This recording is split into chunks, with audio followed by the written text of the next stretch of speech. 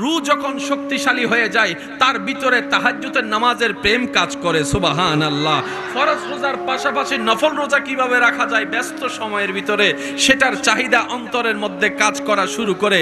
রূহ যখন শক্তিশালী হয়ে যায় তখন রাগ কন্ট্রোল করার ব্যবস্থা হয়ে যায়। রূহ যখন শক্তিশালী হয়ে যায় হাজার কষ্টের ভিতরেও থেকেও অন্তর ব্যথিত থাকার পরও মানুষকে মুখ থেকে হাসি দিয়ে কথা বলে, মানুষের অন্তরকে খুশি করে। এবার যদি আপনি আপনার আমার জীবনের সাথে আল্লাহ ওয়ালাদের জীবনকে যদি একটু মিলাই দেখেন, সমস্ত কিছু ক্লিয়ার হয়ে যাবে। আমরা দেহকে শক্তিশালী করে রূহকে দুর্বল করেছি, শয়তানের রাজত্ব আমরা গ্রহণ করেছি।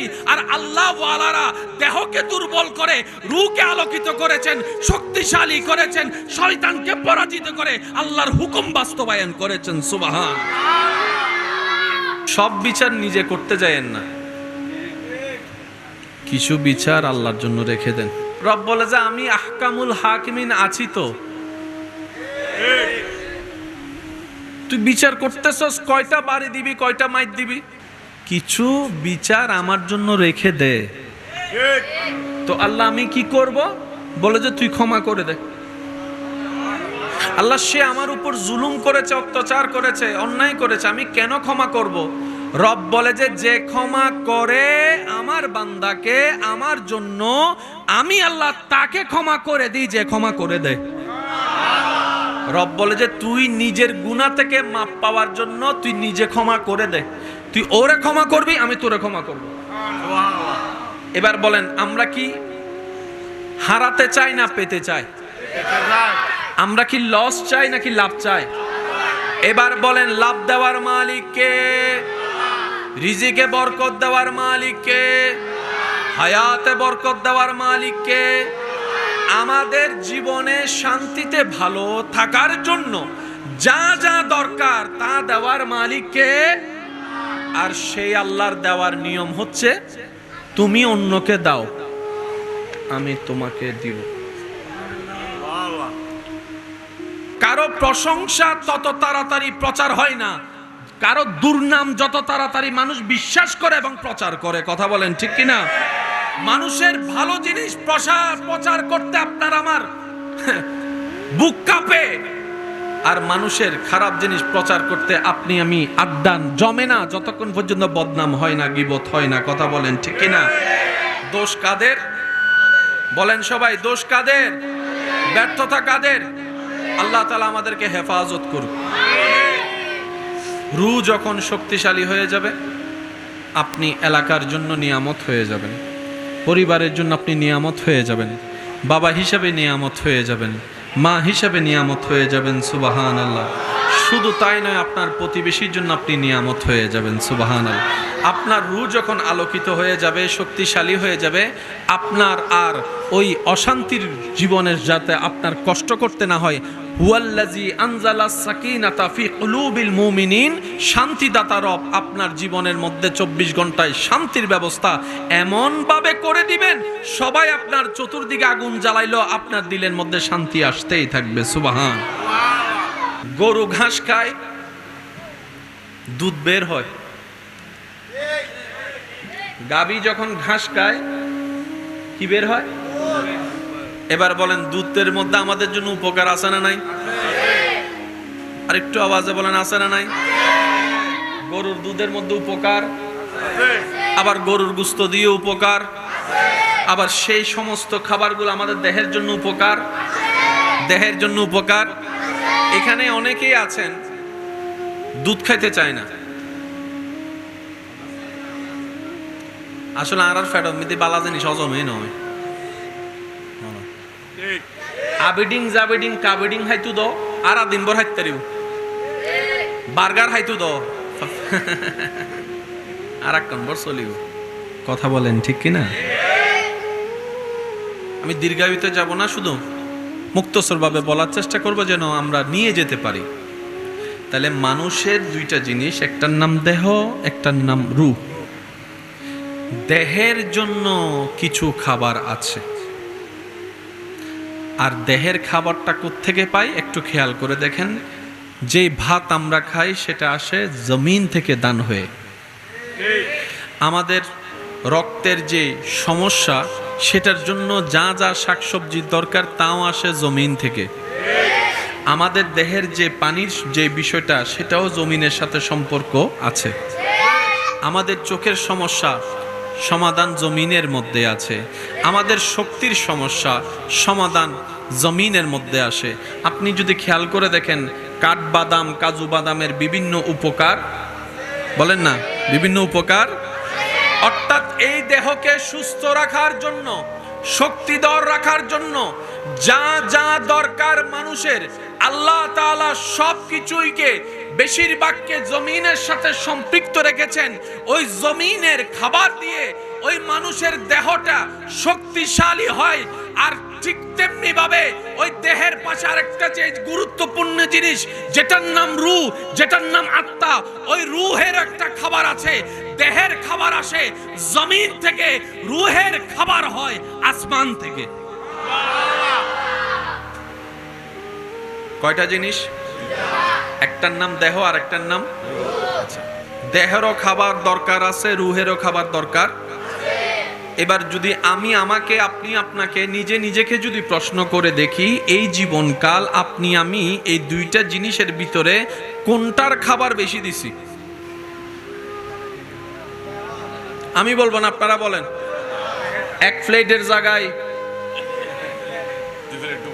এই নিয়ে আর না মাথার দা সব করে বই থেকে, এক প্লেটের জায়গায় সিঙ্গারা দুয়ার জায়গা, এবার প্রতিযোগিতা লাগে, হন হওয়া হাইতারে চল হাই খেলা হবে, আছে না নাই? এই পর্যন্ত আপনি আমি দেহের যে পরিমাণ যত্ন নিয়েছি খাবারের বেলায়, আত্মাকে খাবার দেওয়ার সেই সময়, সেই সুযোগ, সেই বুঝ আপনার আমার হয় নাই। সেজন্য ডান বাম খেয়াল করে দেখবেন, মানবের আকৃতি, শ্রেষ্ঠ সৃষ্টির আকৃতি নিয়ে থাকার পরও কেউ কেউ আমাদের চরিত্র কর্ম দেখে আমাদেরকে জানোয়ারের সাথে তুলনা করে, জানোয়ারের সাথে তুলনা করে এমন কর্ম আমাদের দ্বারা প্রকাশিত হয় যেটা দেখে হিংস্র প্রাণীও লজ্জিত হয়ে যায়। কথা বলেন ঠিক কিনা? কারণ কি? আমাদের রূহ দুর্বল, দেহ শক্তিশালী। দেহ যখন শক্তিশালী হয় তখন প্রতিশোধের জন্য হাত উঠে, আর রূহ যখন শক্তিশালী হয় তখন সমাধানের জন্য অন্তর থেকে ক্ষমা করে দেওয়া আসে। দেহ যখন শক্তিশালী হয় অন্যের পকেট থেকে অন্যের হকের জিনিস কেড়ে নিয়ে নিজের আয়ত্তে নিয়ে আসে। আর যখন রূহ আপনার শক্তিশালী হয়ে যাবে তখন নিজের পকেট থেকে অন্যের দুঃখ দুর্দশা দূর করার জন্য আপনার দান সৎকায় কাজ হয়ে যাবে। সুবহানাল্লাহ। দেহ যখন শক্তিশালী হয়ে যায় এই মুখের আর কোনো কন্ট্রোল থাকে না, বড় ছোট আর বীজ বীজ বিবেচনা থাকে না, যার যারে যেটা মন চাই সেটাই মুখ দিয়ে বলে, অন্তরকে ব্যথিত করে। আর রূহ যখন শক্তিশালী হয়ে যায় ব্যথিত হৃদয় ওয়ালার চোখের পানি মুছিয়ে দেয়, মাথায় হাত বুলিয়ে দেয়, অন্তরের মধ্যে জাগা দেয়, বুকের সাথে জড়িয়ে ধরে মানবতার দৃষ্টান্তর প্রমাণ করে। সুবহানাল্লাহ। যখন শক্তিশালী হয়ে যায় রূহের চাইতে, তখন তার ভিতরে অহংকার কাজ করে, হিংসা কাজ করে, আমিত্ব কাজ করে, লোভ কাজ করে। আর কখনো তরকারি পছন্দ হয় নাই বলে ভাতের প্লেট ছুটে ফেলে দিস না, কখনো স্বাদ হয় নাই বলে রাগ করে প্লেটটাকে ছেড়ে উঠে যাস না বান্দা, উঠে যাস না। কারণ তুই দেখছিস সেটা ভাত, কিন্তু একটু অন্তরের চোখ দিয়ে দেখ, প্রত্যেকটা ভাতেই তো আমি আল্লাহর রহমত জড়িত। সুবহানাল্লাহ। সেজন্য অপচয়কারীকে শয়তানের ভাই কেন বলে? আল্লাহ আপনাকে দয়া করে রহমত করে আমাকে আপনাকে এক প্লেট ভাত দিয়েছেন, আপনি আমি অর্ধেক খেয়ে যখন আর অর্ধেকটা এঁটো করে উঠে যায়, রব বলে যে তুই ভাতকে অবহেলা করস নাই, আমার রহমতকে অবমূল্যায়ন করেছিস, আমার রহমতকে অবমূল্যায়ন করেছিস, আমার দানকে অবমূল্যায়ন করেছিস। বান্দারে তুই নাশুকর হইস না, শুকরিয়া কর। একটু পেলেও তুই অন্তর থেকে আমার দরবারে শুকরিয়া কর। বান্দারে, আমি বেশি কিছু চাই না তোদের কাছে। খাবার শুরুতে একটু আমাকে স্মরণ করবি, খাবার শেষ করে একবার আমাকে স্মরণ করবি, ঘুমানোর আগে একবার আমাকে স্মরণ কর, ঘুম থেকে উঠে একবার আমাকে স্মরণ কর। বান্দারে, তুই শুধু তোর জীবনের ব্যস্ততার ভিতরে আমি রবকে স্মরণ করার জন্য বাহানা খুঁজতে থাক, কৌশল করতে থাক, যেমনি পারস আমি রবকে একটু স্মরণ কর। বান্দারে, তুই কোন রকম ব্যস্ত জীবনে আমাকে স্মরণ করতে করতে একবার তুই কবরে আয়। তুই বান্দা দুনিয়াতে আমাকে স্মরণ রাখবি, আমি রহমান তোকে কবরে হাসরে স্মরণ রাখবো। সুবহান।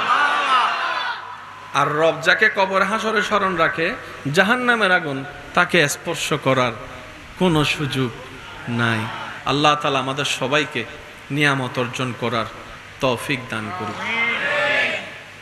ভালোবাসার মানুষের কাছে ওই আবদারটুকু রেখে যাচ্ছি, বুঝি না বুঝি, পাই না পাই, মন পছন্দ হোক কিংবা না হোক, আলহামদুলিল্লাহ বলাটা যেন আমরা মুখ থেকে না ফেলি। ইমাম আলী মাকাম ইমাম হুসাইনের সামনে যে হৃদয় বিদারক ঘটনাটা ঘটেছে, ওনার চেহারায় মলিনতা ছিল না, রক্তের মানুষ, প্রিয় মানুষ হারানোর ব্যথা ছিল না। জগৎ দেখছে ওনার আপন মানুষ রক্তাক্ত হয়েছে, প্রাণ চলে গিয়েছে। বাবা হিসেবে সেই অন্তরের জ্বালাটা আরেকজন বাবা উপলব্ধি করার চেষ্টা করছে, সেটা একটা সাইড। আর ইমাম হুসাইনের অন্য একটা সাইড ছিল, সন্তান তো আমার, আবার সে সন্তান তো আমার হওয়ার আগে আমার আল্লাহর বান্দা, আমার আল্লাহর বান্দা। এই সন্তানের উপর যেরকম বাবা হিসেবে আমার হক অধিকার দাবি আছে, আমার আল্লাহর দাবি তো তার চাইতে বেশি আছে, কারণ সে তো আমার সন্তান, অন্যদিকে তো সে তো আমার রবের বান্দা। বলেন না সুবহান। রূহ যখন শক্তিশালী হয়ে যায়, তার ভিতরে তাহাজ্জুদের নামাজের প্রেম কাজ করে। সুবহানাল্লাহ।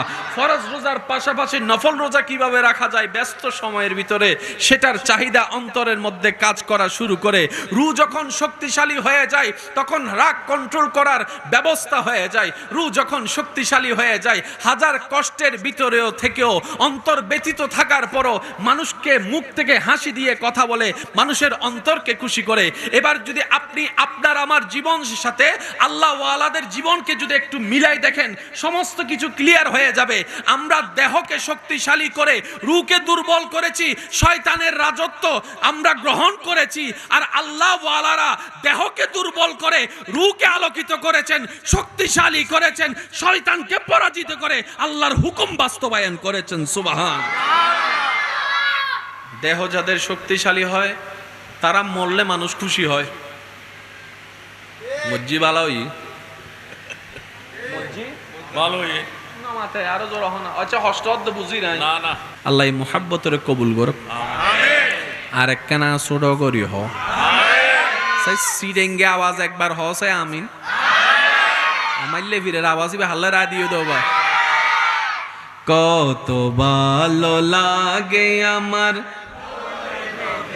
নাম, আরো ভালো লাগে নবীর সালাম, আরো ভালো লাগে নবীর সালাম, নবীর দরুদ সালাম, নবীর আল্লাহুম্মা সাল্লি আলা সাইয়্যিদিনা মুহাম্মাদিন, আল্লাহুম্মা সাল্লি আলা সাইয়্যিদিনা মুহাম্মাদিন, নবীর দরুদ সালাম, নবীর দরুদ সালাম, আল্লাহুম্মা সাল্লি আলা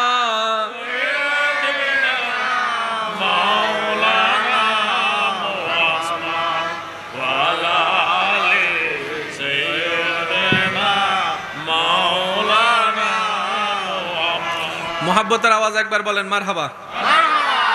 বিজয়ী কারা, সফল কারা, সার্থক কারা, এক কথায় বুঝবেন, যাদের রূহ শক্তিশালী, দুনিয়াতেও বিজয়ী, আখিরাতেও বিজয়ী। সুবহানাল্লাহ। যাদের দেহ শক্তিশালী, তারা দুনিয়াতে না থাকলে দুনিয়াবাসী খুশি হয়। আর যাদের রূহ শক্তিশালী তারা দুনিয়ার থেকে যাওয়ার পরও সে সম্মান পায় আল্লাহর পক্ষ থেকে, যেটা দুনিয়াতে মাটির উপরে থেকে অনেকে পায় না। বলেন না সুবহানাল্লাহ। আল্লাহুম্মা সাল্লি আলা মাওলানা মুহাম্মদ। লা ইলাহা ইল্লাল্লাহ, সবাই লা ইলাহা ইল্লাল্লাহ, লা ইলাহা ইল্লাল্লাহ, লা ইলাহা ইল্লাল্লাহ, লা ইলাহা ইল্লাল্লাহু মুহাম্মাদুর রাসূলুল্লাহ সাল্লাল্লাহু আলাইহি। আল্লাহ তাআলা আমাদের সবাইকে বুঝার তৌফিক দান করুন। এতক্ষণ যে জিকির করেছি এটা রূহের খাবারের একটি, জোরে বলি। দেহের খাবার কিনতে রূহের খাবার ফ্রি, আর হাসে যাচ্ছে গেলা মিডে নাই ফ্রি, জিনিসের দাম নাই। মাতন বাজি কোন ডাক্তার যদি ফ্রি চিকিৎসা দেয় আর গো হবো দে ঈদে বিতে জামিলে আছে রুগী নভার বাংলা রেতাল্লা দে উনি সেবা করে, এই কথা কেউ বলবে। ফ্রি যদি টিউশনি করায় যে আমি ছাত্রদেরকে পড়াবো, আল্লাহ আমাকে যা জ্ঞান দিয়েছেন আমি পড়াবো, আর যেখানে পড়ার জন্য 3 মাস 4 মাস ধরে লাইন ধরা লাগে, হাজার হাজার দিয়ে প্রতিযোগিতা দিয়ে ভর্তি হওয়া যায়। আওয়াজ দিয়ে বলেন ঠিক কিনা? কারণ আমাদের ভিতর শুকরিয়া বোধ বহুত কম। আমরা ভালো জিনিসের মূল্যায়ন করতে জানি না, খারাপ জিনিস নিয়ে আপনি আমি মূল্যায়ন করতে ছাড়ি না। আপনি একটু খেয়াল করে দেখবেন, কারো প্রশংসা তত তাড়াতাড়ি প্রচার হয় না, কারো দুর্নাম যত তাড়াতাড়ি মানুষ বিশ্বাস করে এবং প্রচার করে। কথা বলেন ঠিক কিনা? মানুষের ভালো জিনিস প্রচার করতে আপনার আমার বুক কাঁপে, আর মানুষের খারাপ জিনিস প্রচার করতে আপনি আমি আড্ডান জমে না যতক্ষণ পর্যন্ত বদনাম হয় না, গীবত হয় না। কথা বলেন ঠিক কিনা? দোষ কাদের? বলেন সবাই, দোষ কাদের? ব্যর্থতা কাদের? আল্লাহ তাআলা আমাদেরকে হেফাজত করুক। রূহ যখন শক্তিশালী হয়ে যাবে, আপনি এলাকার জন্য নিয়ামত হয়ে যাবেন, পরিবারের জন্য আপনি নিয়ামত হয়ে যাবেন, বাবা হিসাবে নিয়ামত হয়ে যাবেন, মা হিসাবে নিয়ামত হয়ে যাবেন। সুবহানাল্লাহ। শুধু তাই নয়, আপনার প্রতিবেশীর জন্য আপনি নিয়ামত হয়ে যাবেন। সুবহানাল্লাহ। আপনার রূহ যখন আলোকিত হয়ে যাবে, শক্তিশালী হয়ে যাবে, আপনার আর ওই অশান্তির জীবনের যাতে আপনার কষ্ট করতে না হয়। হুয়াল্লাযী আনজালাস সাকিনাতা ফি কুলুবিল মুমিনিন, শান্তিদাতা রব আপনার জীবনের মধ্যে 24 ঘন্টায় শান্তির ব্যবস্থা এমন ভাবে করে দিবেন, সবাই আপনার চতুর্দিকে আগুন জ্বালাইলো, আপনার দিলের মধ্যে শান্তি আসতেই থাকবে। সুবহান। কয়টা জিনিস ভাইয়া? আওয়াজ দেন, কয়টা? একটার নাম দেহ, যেটা দেখা যায়, আরেকটার নাম রূহ, যেটা দেখা। দেহের খাবার জমিনে, রূহের খাবার আসমানে। সুবহানাল্লাহ বলি। দেহের খাবার অর্জনে অনেক পরিশ্রম করতে হয়, 24 ঘন্টা পরিশ্রম করতে হয়। আর রূহের খাবারের জন্য জবানও খুলতে হয় না, দিল থেকে রবের জিকির করলে সেটাই রূহের জন্য শক্তিশালী হয়ে যায়। আলা বিজিকিরিল্লাহে তাতমাইন্নুল কুলুব। চিৎকার দিয়ে বলেন সুবহানাল্লাহ। আল্লাহ তাআলা আমাদের সবাইকে রূহকে শক্তিশালী করার জন্য তৌফিক দান করুন। ইমানদার ভাই, কথাগুলো কি বুঝতে কোনো কষ্ট হচ্ছে? আমরা যখন নামাজ পড়ি রূহের খাবার হয়, আমরা যখন জিকির করি রূহের খাবার হয়, আমরা যখন ভালো কাজ করার নিয়ত করি রূহের খাবার হয়, আমরা যখন মা বাবার সেবা করি রূহের খাবার হয়, আমরা যখন বড়কে সম্মান ছোটকে স্নেহ করে নবীর হাদিসকে আমল করি রূহের খাবার হয়। সুবহানাল্লাহ। আর বান্দা যতই রূহকে খাবার দিতে থাকবে ততই তার ভিতর থেকে শয়তানের রাজত্ব হেরে যেতে থাকবে, আল্লাহর রহমত আসতে থাকবে। বলেন সুবহানাল্লাহ। আল্লাহ তাআলা, একটু মনোযোগ, আল্লাহ তাআলা যাদেরকে ভালোবাসেন তাদেরকে দিবেন জান্নাত। আর আল্লাহ কাদেরকে ভালোবাসেন একটু খেয়াল করেন। আল্লাহ তওবাকারীকে ভালোবাসে। যে গুনাহ করার পরে নিজের ভুল বুঝতে পেরে রবের সমীপে নিজের মনকে মাথাকে সুফর্দ করে দিবে, দুই চোখের পানি ছেড়ে লজ্জার সাথে রবের কাছে ক্ষমা চাইবে, আল্লাহ সেই তওবাকারীকে ভালোবাসেন। সুবহানাল্লাহ। আল্লাহ তাআলা দানশীল ব্যক্তিকে ভালোবাসে। আল্লাহ তাআলা তাকওয়া অর্জন, রবকে যারা ভয় পেয়ে চলার চেষ্টা করে তাদেরকে ভালোবাসে। আল্লাহ কাদেরকে ভালোবাসে? যারা আল্লাহর উপর ভরসা করে চলার চেষ্টা করে, আল্লাহ তাদেরকে ভালোবাসে। সুবহানাল্লাহ।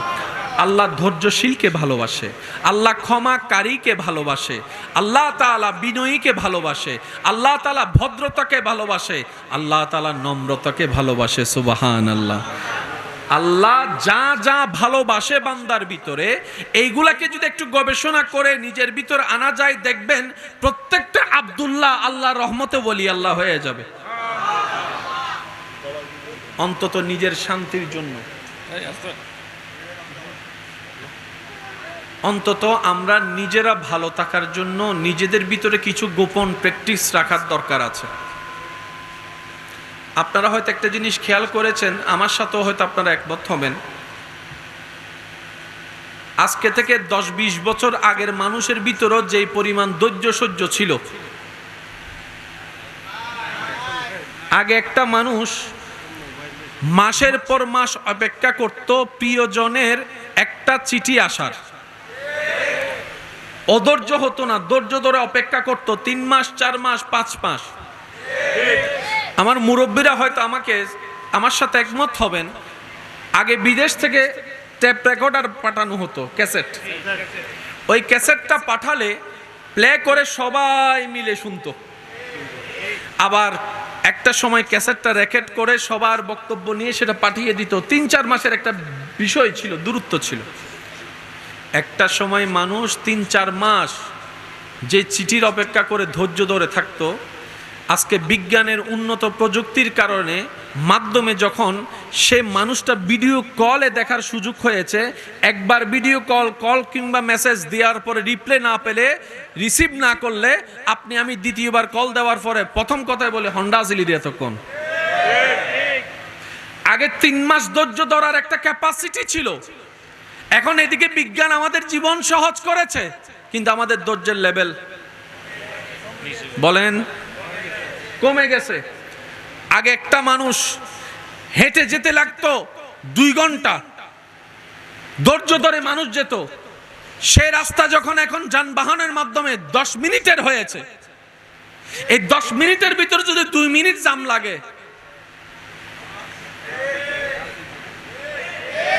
আরেকটা আওয়াজ দিয়ে বলেন, দিন দিন ধৈর্যের লেভেল, যার কারণে স্বামী স্ত্রীর ভিতরে 2 কথা হলেই মেজাজ গরম,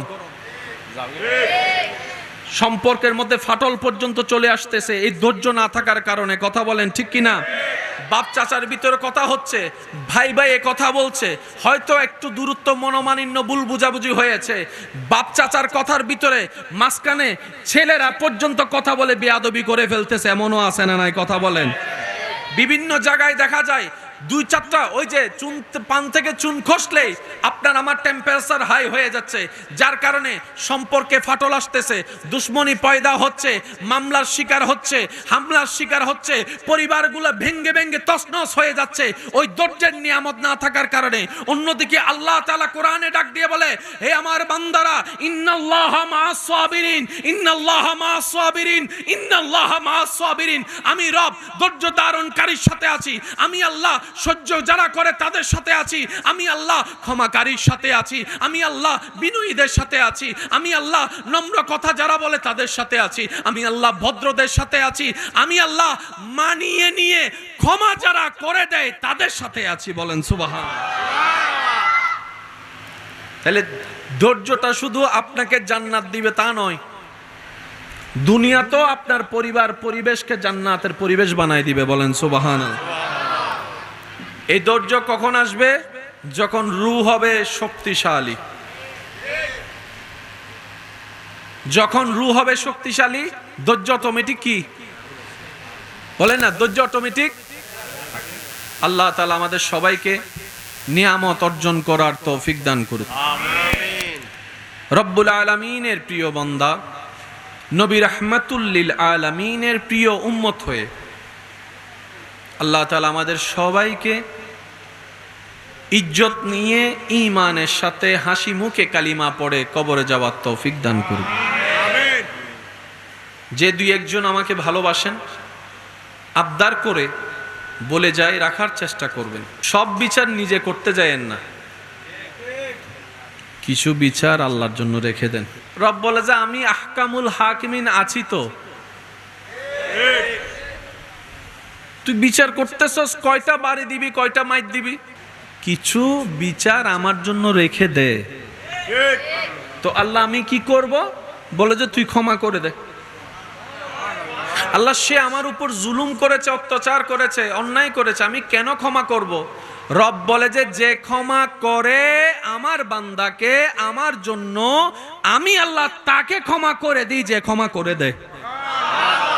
রব বলে যে তুই নিজের গুনাহ থেকে মাপ পাওয়ার জন্য তুই নিজে ক্ষমা করে দে, তুই ওরে ক্ষমা করবি, আমি তোরে ক্ষমা করব। এবার বলেন আমরা কি হারাতে চাই না পেতে চাই? আমরা কি লস চাই নাকি লাভ চাই?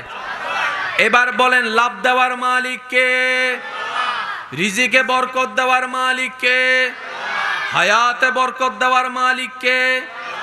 আমাদের জীবনে শান্তিতে ভালো থাকার জন্য যা যা দরকার তা দেওয়ার মালিক কে? আর সেই আল্লাহর দেওয়ার নিয়ম হচ্ছে তুমি অন্যকে দাও, আমি তোমাকে দিব।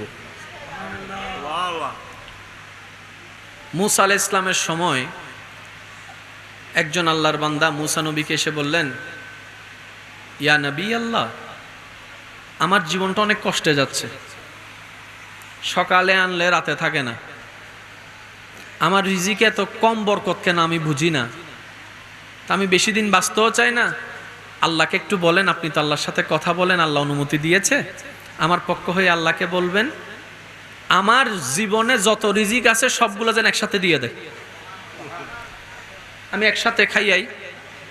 মুসা নবী ওনার কথা মোতাবেক আল্লাহর কাছে গিয়ে বললেন, আল্লাহ তোমার একজন বান্দা তো এরকম একটা দোয়া ফরিয়াদ করছে, আবদার করছে যে তার জীবনে যা রিজিক তুমি বরাদ্দ রাখছো 20, 30, 50, 60 বছর, 100 বছর সব একসাথে দিয়ে দাও, সে একসাথে খেয়েই চলে যাবে। আল্লাহ তাআলা দোয়া কবুল করেছেন, সুবহানাল্লাহ। দীর্ঘ কয়েক বছর পরে মুসা নবী সাথে ওই ব্যক্তির দেখা, যে এক সময় খাবারে খাবার পায়নি, এখন এসে দেখা যায় তার ঘর রাজপ্রাসাদের মতো, সুবহানাল্লাহ। তার ঘরে অনেকগুলা মানুষ খাবার খাচ্ছে, সুবহানাল্লাহ। যে অন্যের চাকরি করতো আজকে তার কাছে অনেক মানুষ চাকরি করছে। তো মুসা নবী দেখে আল্লাহকে জিজ্ঞেস করলেন, ইয়া রাব্বাল আলামিন, মামলা তো আমি বুঝলাম না, যার কোনো কিছুই ছিল না তাকে তুমি একসাথে সব যদি দিয়ে দাও সে খেয়ে শেষ হয়ে যাবে, ফিনিশ। এখন দেখি যে সেও আছে, তার ঘরও আছে, সম্পত্তিও আছে, তার অট্টালিকার অভাব নাই। আল্লাহ ব্যাপার কি? এতটুক তো জানি তোমার প্রত্যেকটা কাজে বান্দার জন্য উপকার আছে, তোমার প্রত্যেকটা কাজে কোনো না কোনো হিকমত তো লুকানো আছে, সুবহানাল্লাহ। আল্লাহ আমি তো জানি তুমি সব সময় বান্দাকে কারণ খুঁজতে থাকো ক্ষমা করে দেওয়ার জন্য, তুমি কারণ খুঁজতে থাকো বান্দাকে নিয়ামত দান করার জন্য, সুবহানাল্লাহ। তো মুসা নবী যখন জানতে চাইলেন, রব্বুল আলামিন বললেন তার দোয়া মোতাবেক আমি আল্লাহ কবুল করে তাকে সে সম্পত্তি দান করেছি যা তার রিজিকে ছিল।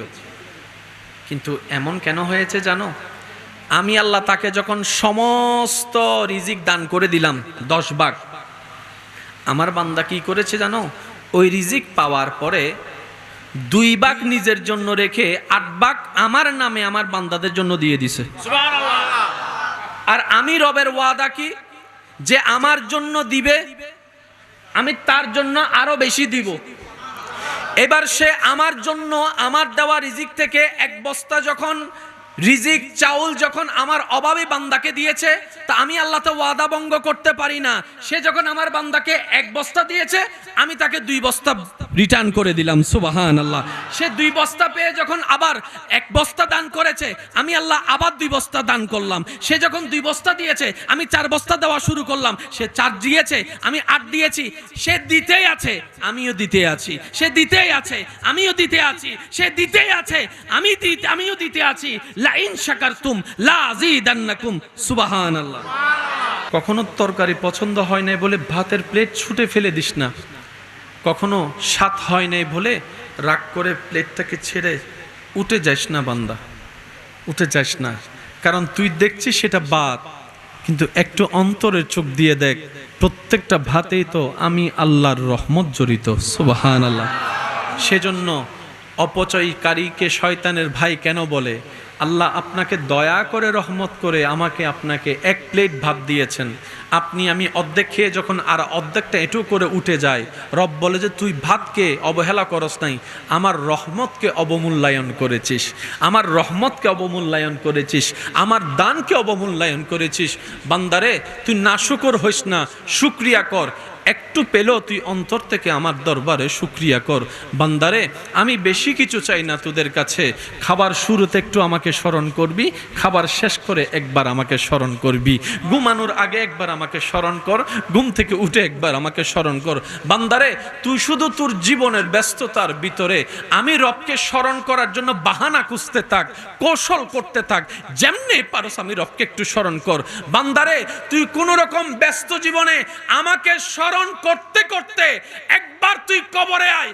তুই বান্দা দুনিয়াতে আমাকে স্মরণ রাখবি, আমি রহমান তোকে কবরে হাসরে স্মরণ রাখবো, সুবহান। আর রব যাকে কবরে হাসরে স্মরণ রাখে, জাহান্নামের আগুন তাকে স্পর্শ করার কোনো সুযোগ নাই। আল্লাহ তাআলা আমাদের সবাইকে নিয়ামত অর্জন করার তৌফিক দান করুন। ভালোবাসার মানুষের কাছে ওই আবদারটুকু রেখে যাচ্ছি, বুঝি না বুঝি, পাই না পাই, মন পছন্দ হোক কিংবা না হোক, আলহামদুলিল্লাহ বলাটা যেন আমরা মুখ থেকে না ফেলি। ইমাম আলী মাকাম ইমাম হুসাইনের সামনে যে হৃদয় বিদারক ঘটনাটা ঘটেছে, ওনার চেহারায় মলিনতা ছিল না, রক্তের মানুষ, প্রিয় মানুষ হারানোর ব্যথা ছিল না। জগৎ দেখছে ওনার আপন মানুষ রক্তাক্ত হয়েছে, প্রাণ চলে গিয়েছে। বাবা হিসেবে সেই অন্তরের জ্বালাটা আরেকজন বাবা উপলব্ধি করার চেষ্টা করছে, সেটা একটা সাইড। আর ইমাম হুসাইনের অন্য একটা সাইড ছিল, সন্তান তো আমার, আবার সে সন্তান তো আমার হওয়ার আগে আমার আল্লাহর বান্দা, আমার আল্লাহর বান্দা। এই সন্তানের উপর যেরকম বাবা হিসেবে আমার হক অধিকার দাবি আছে, আমার আল্লাহর দাবি তো তার চাইতে বেশি আছে, কারণ সে তো আমার সন্তান, অন্যদিকে তো সেটা আমার রবের বান্দা, বলেন না সুবহান। সেজন্য কেউ মারা গেলে বেশি হাহুতা সিল্লাফাল্লা করা আল্লাহ পছন্দ করে না। কেন? রব বলে যে তুই খাঁদর দেখিলে আল্লাহ ইবা আম্মা, তুই আম্মারে লগে গুই, আল্লাহ তো তুম্মাই আর কি, আল্লাহ তোমার বান্দা, তো তুম্মা যদি তোর হাসে দায়িত্বারে মা হিসেবে আর বান্দারাই আর হাসে রাইন না পারি না বান্দা হিসেবে, সুবহানাল্লাহ বারকে না জোর হম ফরি। উনি তোর মা, কিন্তু আমি রবের তো বান্দা। এতদিন তো তোর মা তোর কাছে ছিল, এখন আমার বান্দাকে আমার কাছে নিয়ে আসছি।